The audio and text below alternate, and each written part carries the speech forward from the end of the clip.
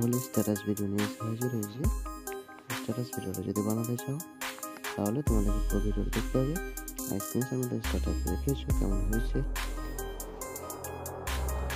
তো তোমাদেরকে চলে আসতে হবে 3.25 সেকেন্ড। আমার চ্যানেল যদি নতুন এসে থাকে তোমরা সাবস্ক্রাইব করে পাশে বেল আইকনে প্রেস করে আমাদের সেট করে দেবে। মিডিয়াতে চলে যাবে, ফ্ল্যাশ মিডিয়াতে চলে আসার পর একটা পছন্দ মতো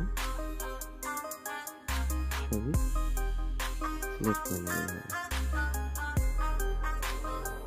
স্ক্রিন করে নেবে এবং শেষ পর্যন্ত বাড়িয়ে নেবে।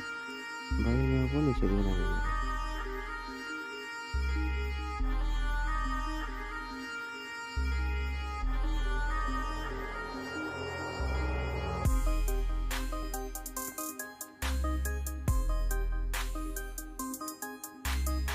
ব্যাক করে নেবে, ব্যাক করে নিয়ে সেকের প্রজেক্ট ওপেন করবে, ওপেন করে নিয়ে কপি করে নেবে, এভাবে কপি করে নেবে। কপি করে নেওয়ার পর সঙ্গে ওপেন করবে।